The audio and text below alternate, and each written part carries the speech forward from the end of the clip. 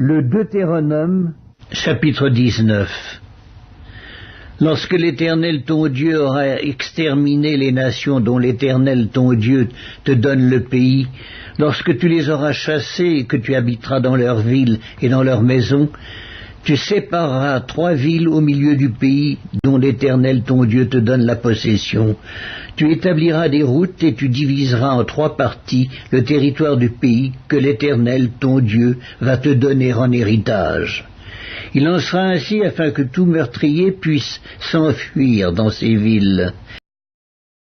Cette loi s'appliquera au meurtrier qui s'enfuira là pour sauver sa vie lorsqu'il aura involontairement tué son prochain sans avoir été auparavant son ennemi.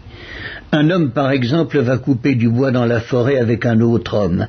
La hache en main, il s'élance pour abattre un arbre, le fer échappe du manche, atteint le compagnon de cet homme et lui donne la mort. Alors il s'enfuira dans l'une de ces villes pour sauver sa vie. De peur que le vengeur du sang, échauffé par la colère et poursuivant le meurtrier, ne finisse par l'atteindre, s'il y avait à faire beaucoup de chemin, et ne frappe mortellement celui qui ne mérite pas la mort, puisqu'il n'était point auparavant l'ennemi de son prochain. C'est pourquoi je te donne cet ordre, tu sépareras 3 villes.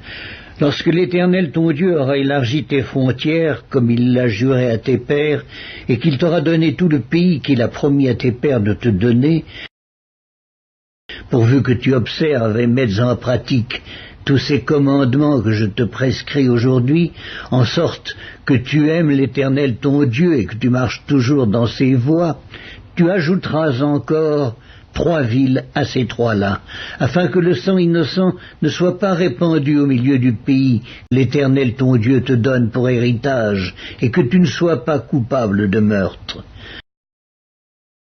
Mais si un homme s'enfuit dans une de ces villes, après avoir dressé des embûches à son prochain, par inimitié contre lui, après l'avoir attaqué et frappé de manière à causer sa mort, les anciens de sa ville l'enverront saisir et le livreront entre les mains du vengeur du sang, afin qu'il meure. Tu ne jetteras pas sur lui un regard de pitié, tu feras disparaître d'Israël le sang innocent, et tu seras heureux. Tu ne reculeras point les bornes de ton prochain, posées par tes ancêtres, dans l'héritage que tu auras au pays, dont l'Éternel ton Dieu te donne la possession.